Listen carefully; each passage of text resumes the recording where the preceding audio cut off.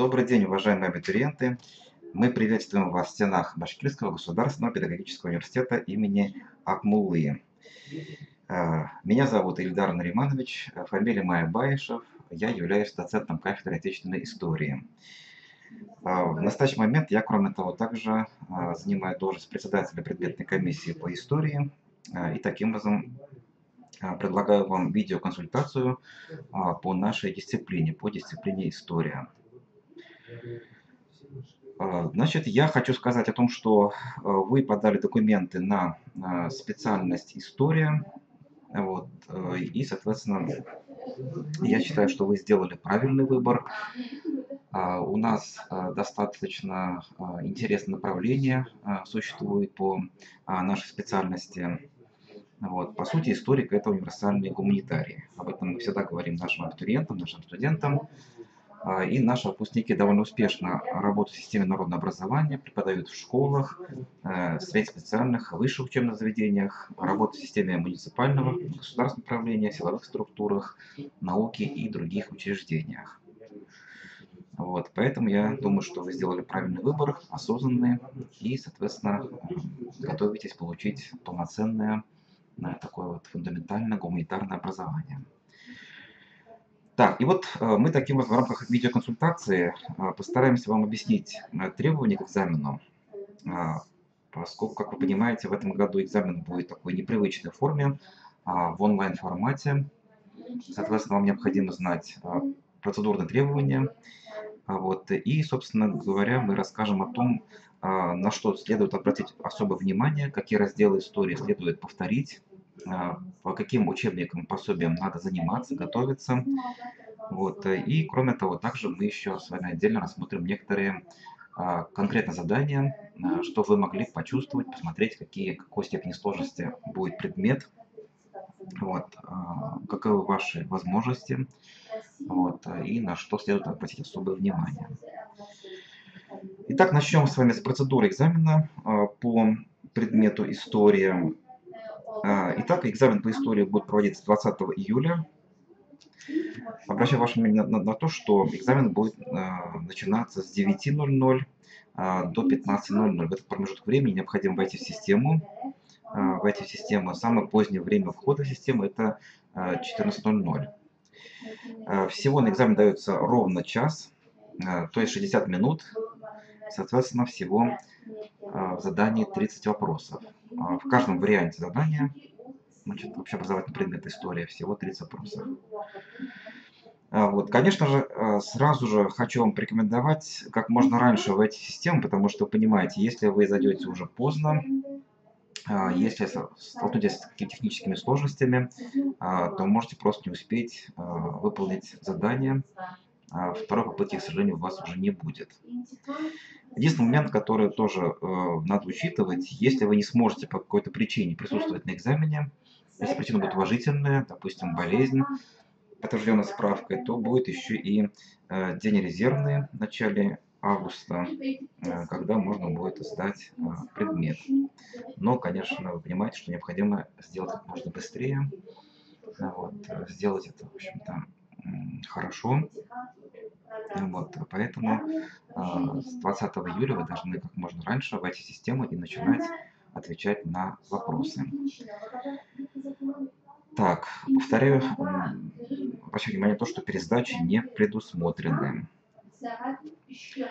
Так, и вот теперь здесь на слайде вы видите титульный лист программы вступительного испытания по предмету история.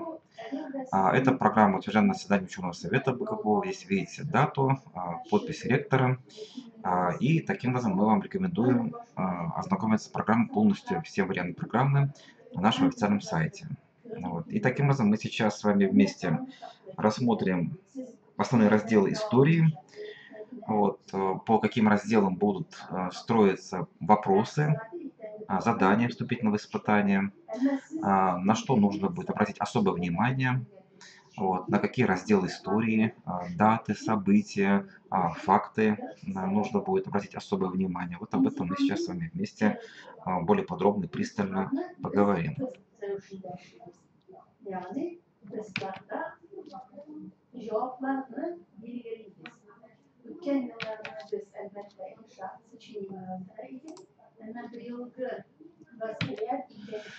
Итак, вот обратите внимание на особенности вступительного испытания. Значит, экзамен проводится по истории в форме тестирования.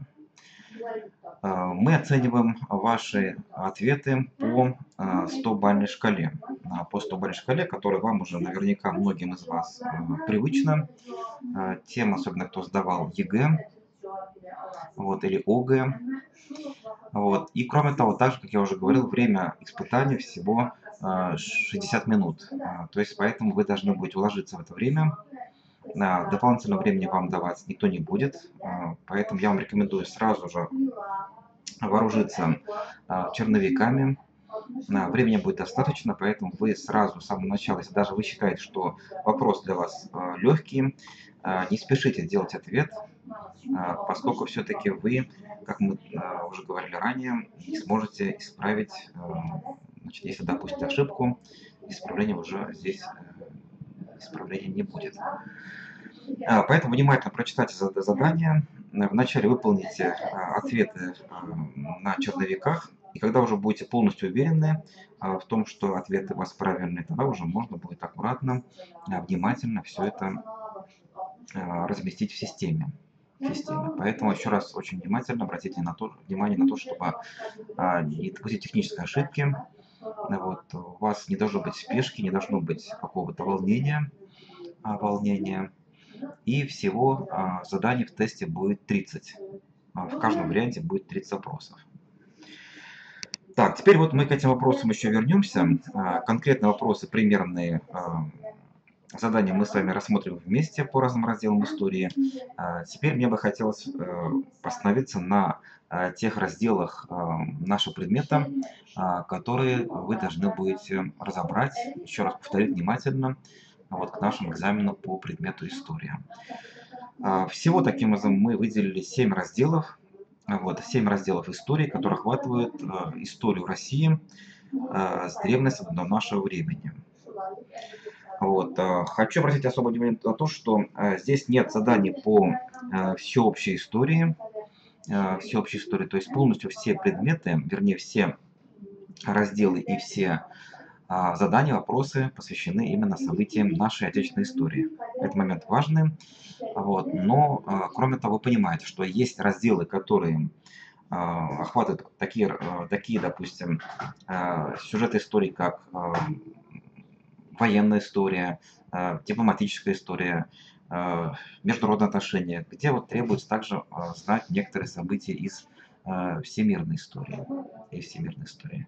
Но, тем не менее, здесь таких сюжетов будет немного, поэтому все-таки вы уделите пристальное внимание событиям нашей отечественной российской истории.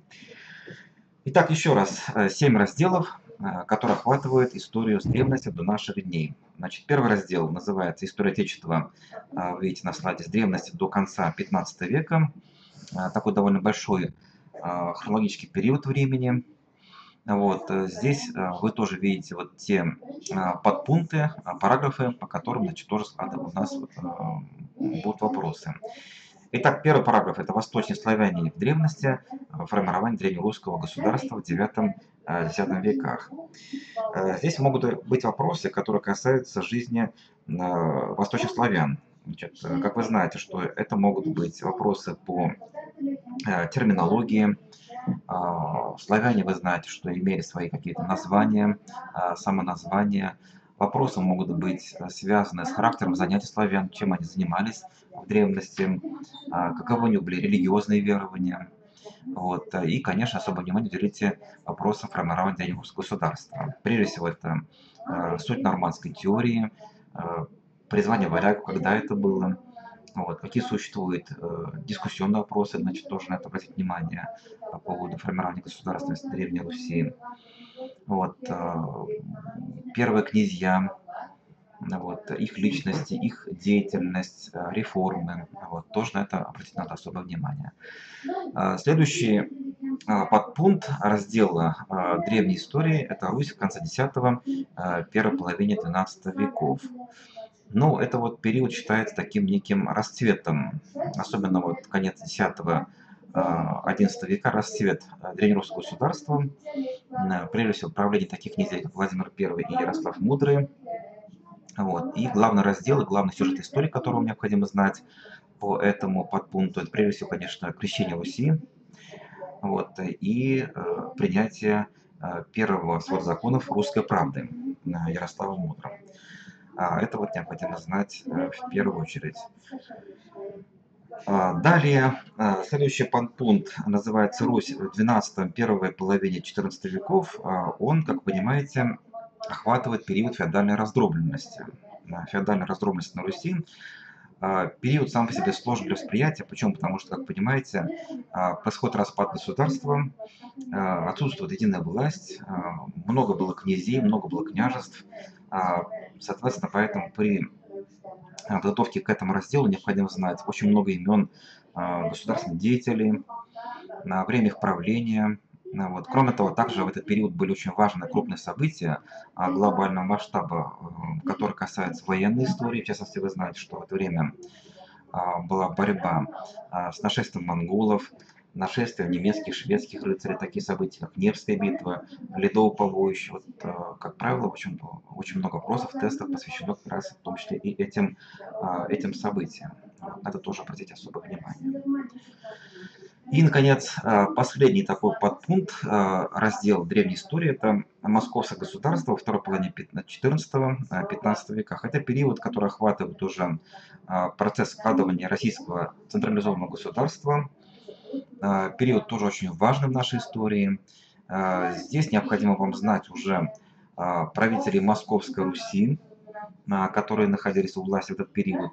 Желательно знать по годам, если, допустим, вы рассматриваете период Древней Руси или феодальной раздробленности, то не всегда необходимо знать именно конкретные годы правления князей, потому что это, я думаю, что и сложно будет заучить. Вот. А когда уже речь идет о периоде складывания российского централизованного государства, здесь уже князей было меньше, вот, и желательно знать даты их правления. Допустим, когда у власти находился Иван Калита, Василий I, Василий II, Иван III.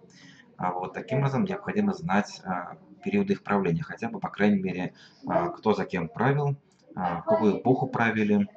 Вот. Ну, допустим, вы забыли, значит, здесь забыли, предположим, правление великого князя Ивана III.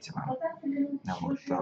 Если, допустим, вы не помните точные годы его правления, хотя бы даже знать о том, что он находился у власти во второй половине XIV, вот, в начале 15 веков, вернее, второй половине 15 нет, второй половине 15 начале 16 веков, конечно, да, совершенно правильно. Это правление князя Ивана III. Вот здесь это вы должны знать. Так, здесь, значит, тоже вопросы могут охватывать правление князей, события военной истории. Как вы знаете, в то время Русь освободилась от ордынского господства. Вот. Как это произошло, тоже вы должны знать. Вот. Кроме того, также здесь были крупные реформы, в частности, реформы управления и права. Это принятие первого свода законов уже централизованного государства, судебника Ивана III. И, кроме того, также могут быть вопросы, которые охватывают вопросы истории культуры. История культуры, в частности, это создание памятников архитектуры, вот, какие стили в это время были в архитектуре, как развивалась живопись. Вот, поэтому тоже, конечно, просьба вот, уделить этому особое внимание, потому что здесь я могу сразу сказать, что не во всех учебниках истории есть разделы по культуре. По культуре, если этого нет, вы должны пользоваться тем учебником, где именно есть культура, причем достаточно подробно и основательно. Вот, и такие опросы я хочу сказать из опыта того, что многие абитуриенты такие опросы не рассматривают подробно и детально, соответственно, допускают ошибки именно вот в тех заданиях, охватывающих вопросы истории культуры России. На это тоже обратите особое внимание. Особенно это касается как раз периода древнерусского государства, вот, ранней Московской Руси. Вот, значит, как правило, это вопросы требуют вот такого пристального внимания и вот такого такого внимательного подхода. Следующий раздел истории это Россия в 16-17 веках. Значит, тоже вот здесь прежде всего необходимо знать процессы, которые обозначали завершение централизации России в 16 веке, правление Ивана IV. Тоже, как правило, в каждом тесте очень много вопросов, которые касаются личности и деятельности Ивана Грозного. Вот это касается и военной истории, да, и внутренней политики Ивана IV, ее реформ. Вот. Здесь еще надо уделить внимание такому вопросу, как история органов государственной власти, о том, как появились органы управления, Боярская дума, приказы, вот, земские соборы. Вот. Тоже таким образом на это надо обратить особое внимание. Особое внимание. Вот. И, разумеется, вы должны знать время правления Ивана IV, вот, события военной истории, в частности, это Ливонская война, это походы против Казани, против Астрахани, вот, и другие наиболее значимые события нашей истории. Следующий раздел, вернее подпункт раздела «Россия в 16-17 веках» — это Россия на рубеже 16-18 веков, смутное время. Это довольно сложный период нашей истории, такой трагический, период неоднозначный с точки зрения оценки событий смутного времени. Сложен в связи с тем, что в это время часто менялась власть, много было имен правителей. Вот. В это время были народные восстания, об этом тоже необходимо знать. Это был период, когда начинается польско-шведская интервенция, борьба против интервенции, создание народного ополчения, кто возглавлял это ополчение. Таким образом, эти вопросы тоже необходимо вам знать внимательно. И если вы этот раздел не помните, вам надо его внимательно повторить и хорошо усвоить. Следующий раздел истории – это Россия в 17 веке, особенности социально-экономического и политического развития. Но вообще 17 век – это, я не буду говорить подробно об этой эпохе, просто скажу о том, что это начало новой истории. В это время в экономику России проникают такие буржуазные отношения, то есть ростки капитализма зарождаются. Это в общем-то, предпринимательство, появление мануфактур, складывание единого всероссийского рынка. Вот. И таким образом, это период крайне важный для развития нашего государства. С другой стороны, 17 век – это было время таких довольно крупных военных событий, это постоянная борьба с Польшей за отнятые территории, это начало русско-турецких войн и другие военные события. Кроме того, 18 век современники назвали бунтажным веком. Это время таких крупных народных движений. Они во многом вызывались тем, что именно в это время складывается в России крепостное право.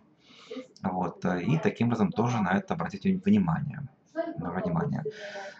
Кроме того, также отдельным подпунктом звучит раздел «Культура России 16-17 веков». Тоже здесь этому уделите особое внимание.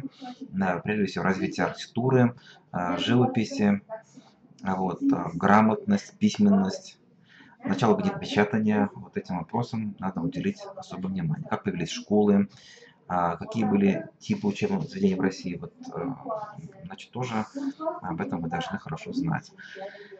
Переходим к третьему разделу нашей истории. Это Россия в 18 столетии.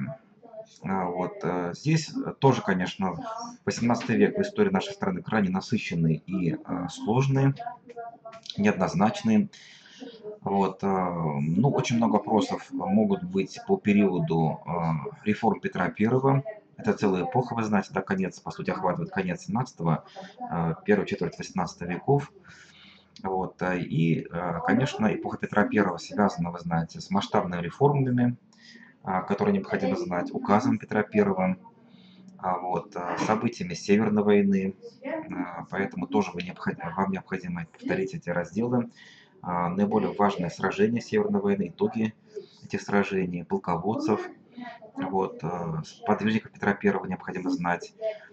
Обратить внимание на органы государственной власти, которые сложились при Петре I. Это Сенат, Синод, коллегии, вот, городовые магистраты и так далее. Значит, тоже по этим сюжетам тоже могут быть вопросы в заданиях. Следующий такой довольно тоже важный и сложный этап нашей истории — это эпоха дворцовых переворотов, который охватывает период, как мы знаем, со смерти Петра I до воцарения Екатерины II, то есть с 1725 года по 1762 годы. В это время сменилось 6 правителей и правительниц, поэтому вы должны тоже их знать. Вот, знать по именам и, кроме того, кто за кем правил. Некоторые правили совсем недолго. Вот, и, соответственно, поэтому обратите внимание на то, кто когда правил. И, кроме того, также у каждого правителя были свои реформы, в частности, органы власти, которые создавались. Вот, были свои органы, которые были созданы, допустим, при Екатерине I, вот, при Анне Иоанновне. Вот, при Екатерине I, допустим, появилась,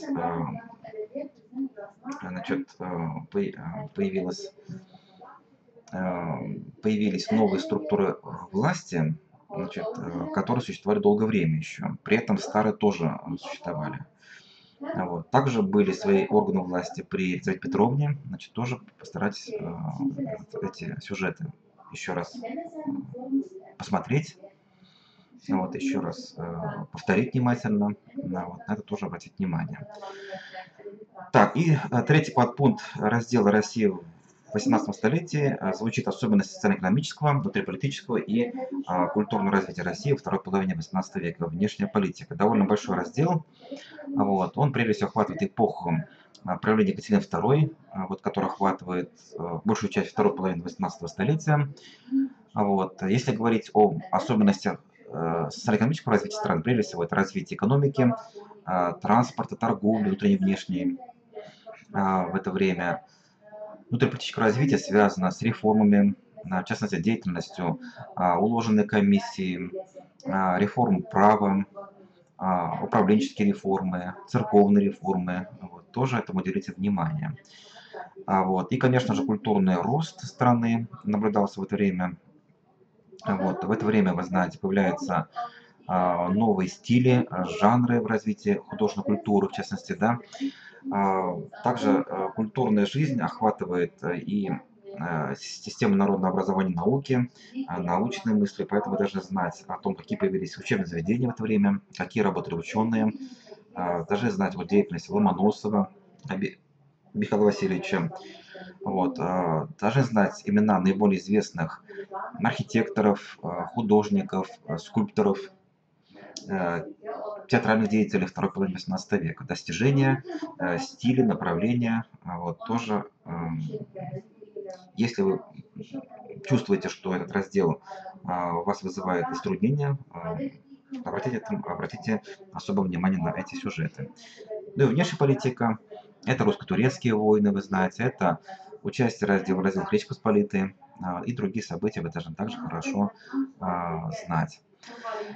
Переходим к четвертому разделу нашей программы. Это Россия в XIX веке. Вот. Ну, 19 век уже период ближе к нам, соответственно, здесь будет больше вопросов. Я хочу сказать о том, что чем ближе к нам история, тем больше заданий вот, по этому разделу. В частности, вот по периоду 19-го, тем более 20-го столетия, заданий, как вы понимаете, будет гораздо больше, чем по периоду, допустим, 17-18 веков. Итак, здесь всего 3 раздела. Первый раздел охватывает Россию в первой половине 19 века, второй раздел Россия в второй половине 19 века, внутренняя и внешняя политика, социально-экономическое развитие. И, наконец, третий раздел культура России 19 века. Здесь также вы должны знать всех правителей, кто правил. Всего было 5 правителей в 19 начале 20 столетиях, 5 императоров. Вот. Вы должны знать даты их правления, наиболее крупные события, которые происходили в это время, реформы, события внешней политики, военной истории. Вот.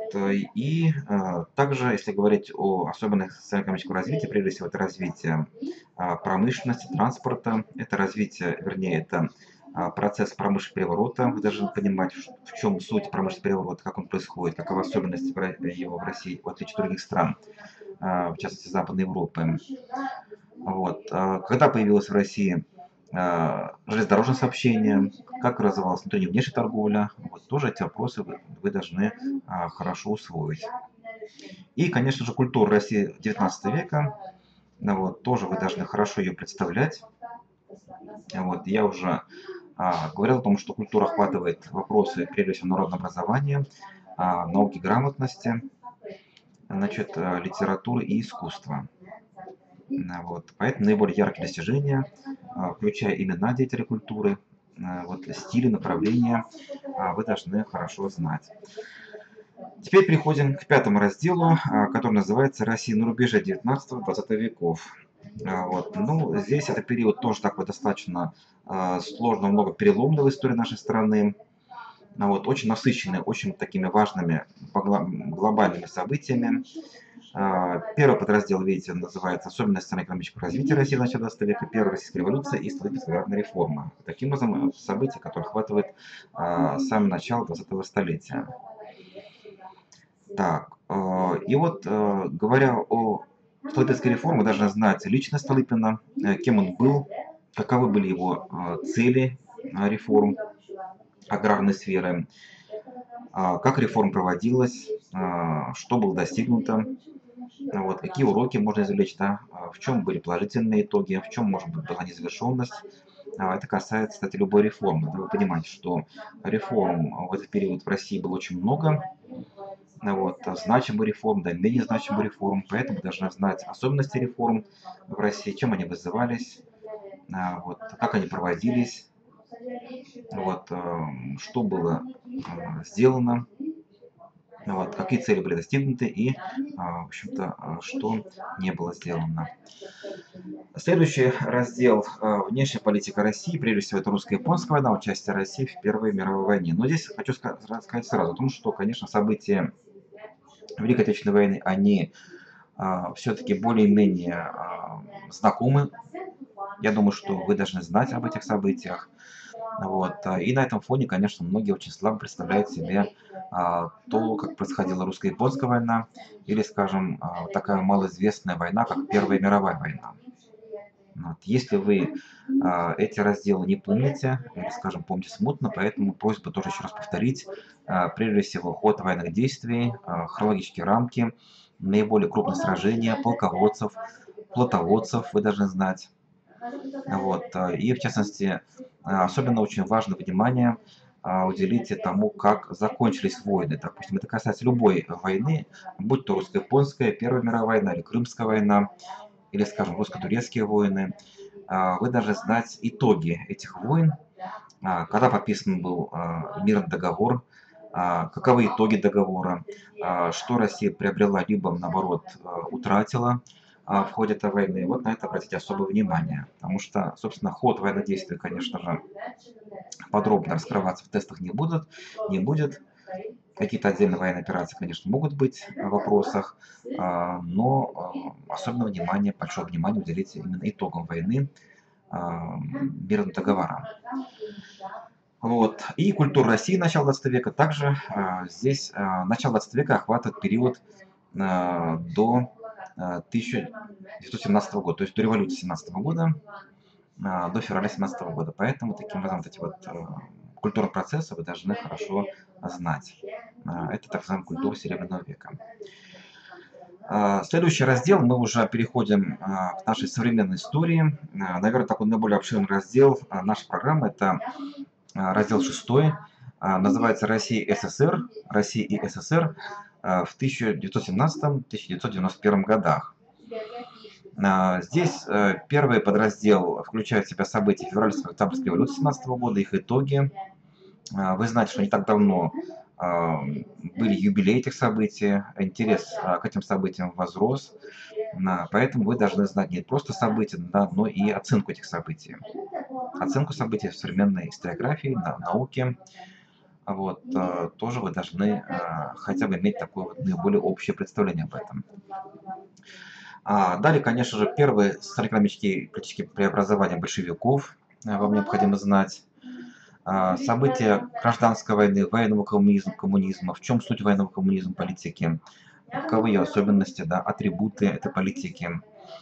Если говорить о гражданской войне, то есть какие были военные действия, какие сложились значит, фронты, кто командовал армиями.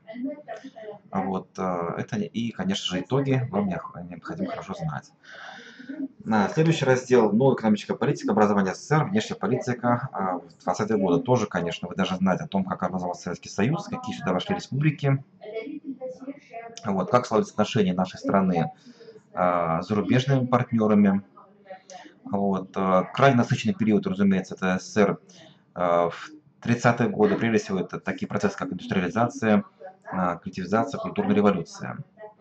Вот, и, конечно, особое внимание уделите внутренней и внешней политики страны, особенно накануне Великой Отечественной войны. Это вопрос, который требует такого пристального внимания. Вот, внешняя политика СССР накануне Второй мировой или накануне Великой Отечественной войны. Отдельный, конечно, большой раздел посвящен Великой Отечественной войне. Конечно же, вы знаете, что и в заданиях ЕГЭ этому уделяется большое внимание. И в наших тестах, разумеется, в каждом варианте будут вопросы о Великой Отечественной войне, причем они охватывают как вопросы, собственно, военной истории, военных действий, наиболее крупных масштабных операций, так и вопросам тыла в годы войны, партизанского, подпольного движения. Вот, даже культура в годы войны может быть представлена в тестах, поэтому этому уделите особое внимание. Конечно же, здесь вы должны знать, прежде всего, наиболее масштабные военные операции Великой Отечественной войны, кто командовал армиями, героев войны необходимо знать. Вот, и поэтому, конечно, учитывая, что этот год, вы знаете, у нас был юбилейным годом, является юбилейным, год 75-летия Победы, поэтому, конечно же, мы тоже постарались уделить этому событию особое внимание при составлении вступительного испытания.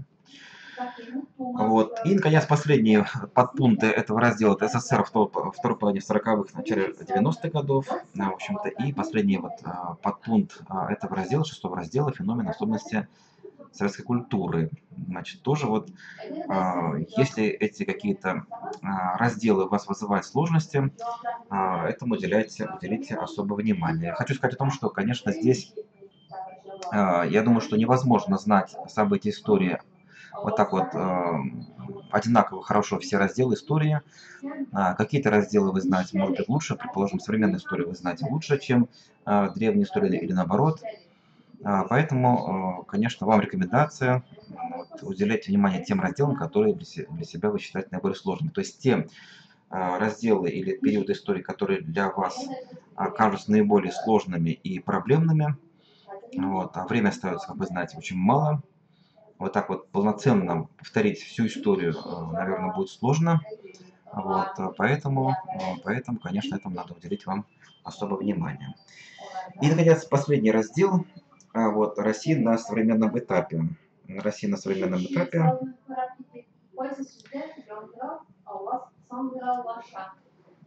Здесь надо знать события, начиная с распада Советского Союза в декабре 1991 года, вот, и вплоть до нашего времени. Здесь всего два раздела. Это прежде всего раздел, вернее, подпункт распад СССР и становление государства Российской Федерации в 90-е годы, рыночные реформы и внешняя политика. И второй подраздел, он касается уже событий, которые происходили в нашей стране в наши годы, в 2000-е годы. Это социально-экономическое, культурное развитие современной России, внешняя политика российского государства в современном этапе, Россия и мировое сообщество. Россия и мировое сообщество.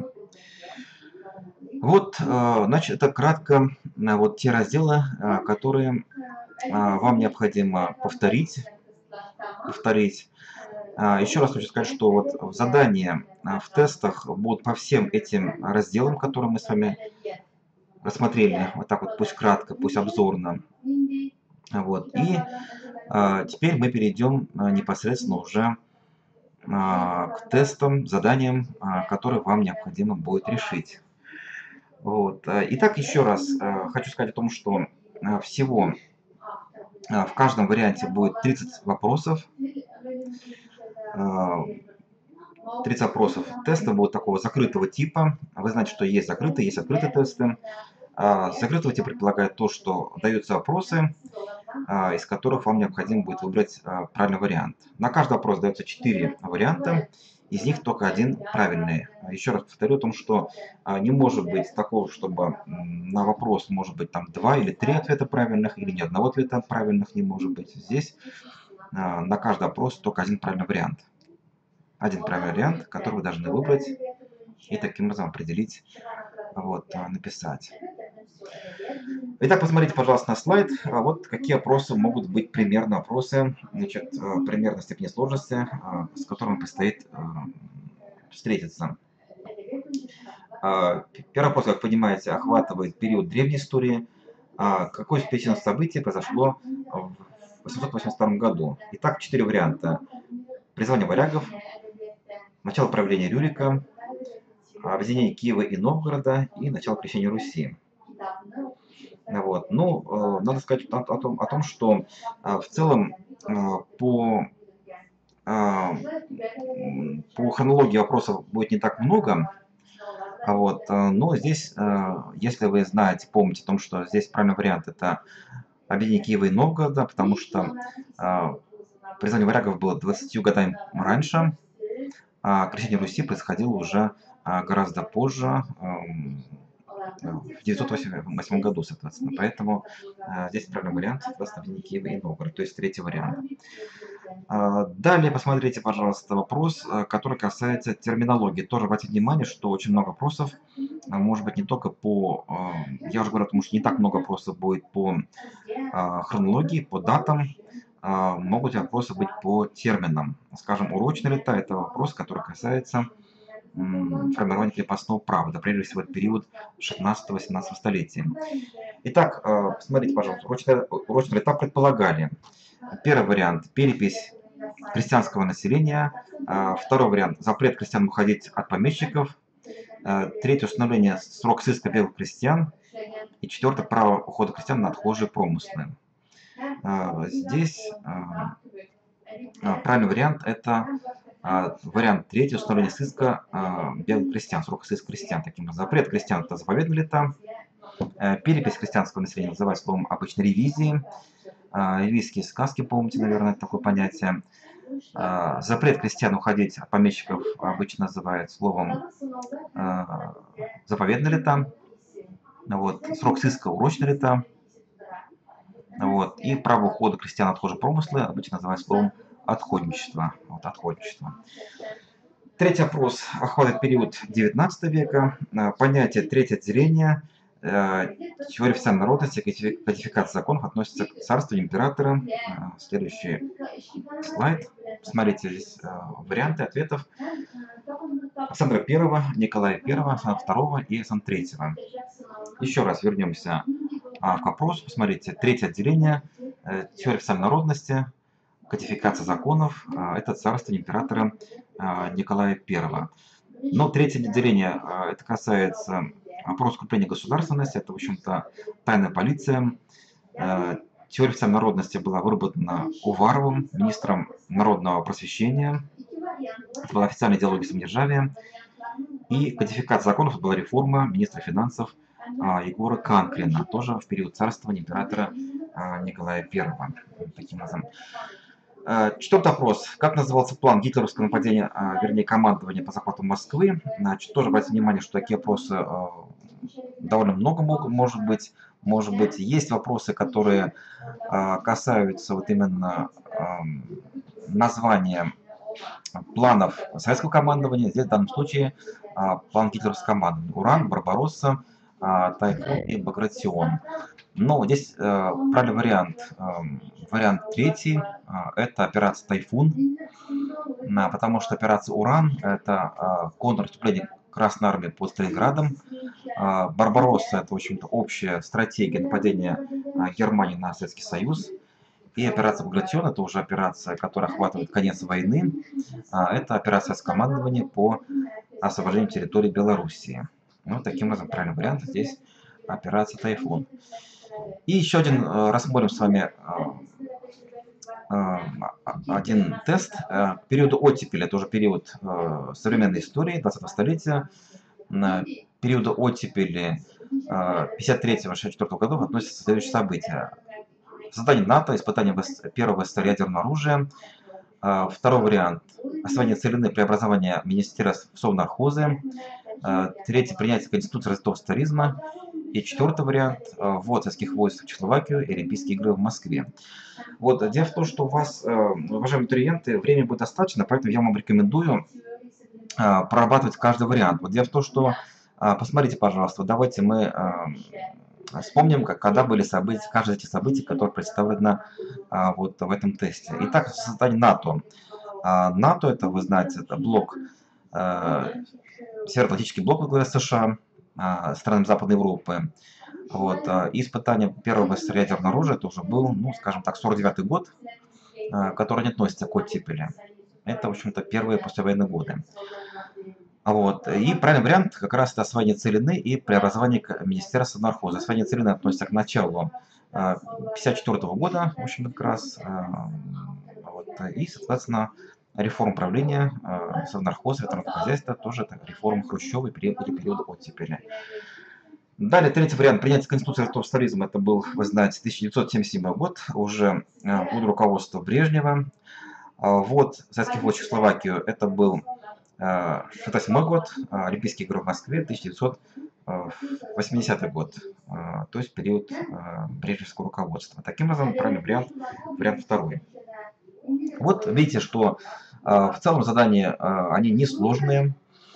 Я хочу сказать, что задания построены полностью по материалам школьных учебников, и не может быть того, допустим, каких-то вопросов, которые выходят за рамки школьной программы. Вот, поэтому вот литература рекомендуема, она представлена на слайде.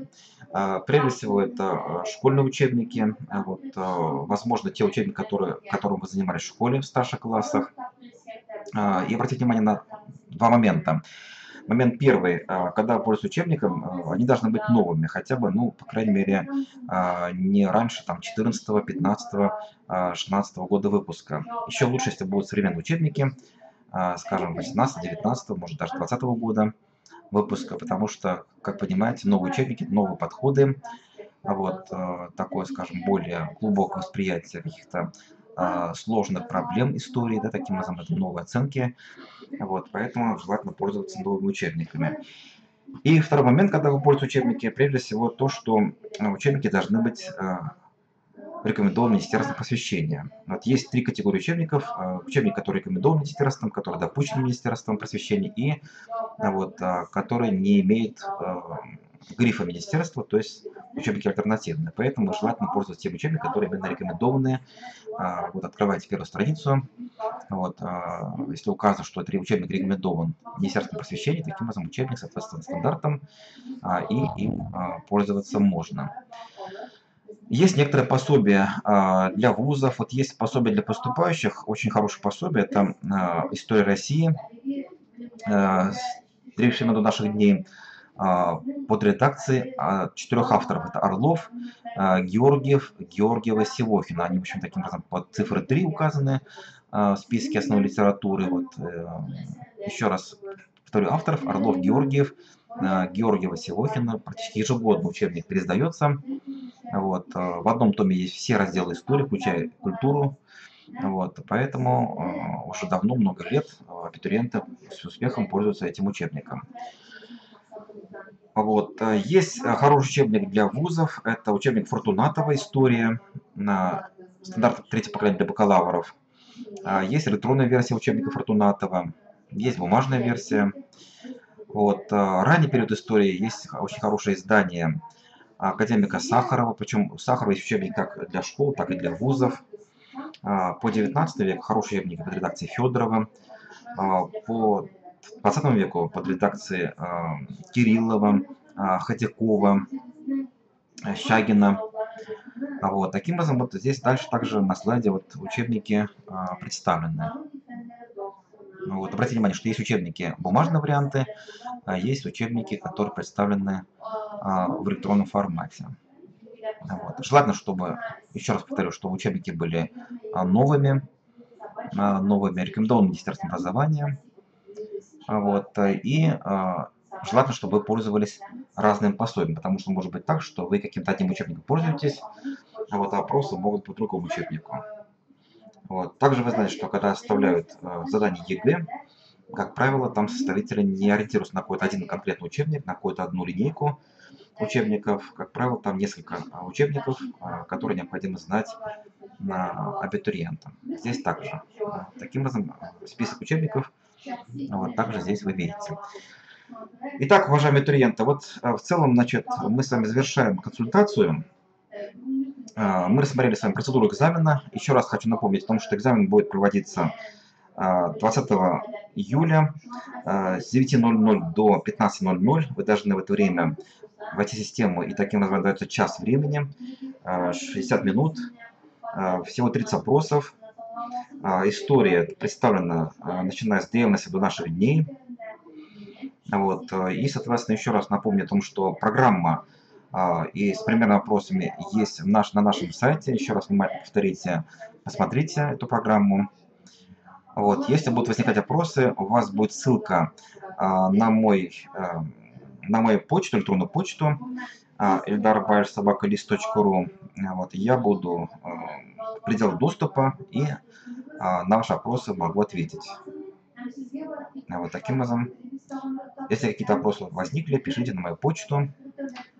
Ссылка у вас должна быть на мою почту. Вот. Но в целом я хочу вам пожелать успехов на экзамене. Я думаю, что у вас все получится. Вы достойно сдадите экзамен, поступите к нам, будете нашими студентами. Вот. Поэтому вам успехов, удачи, здоровья, всего доброго. Спасибо за внимание.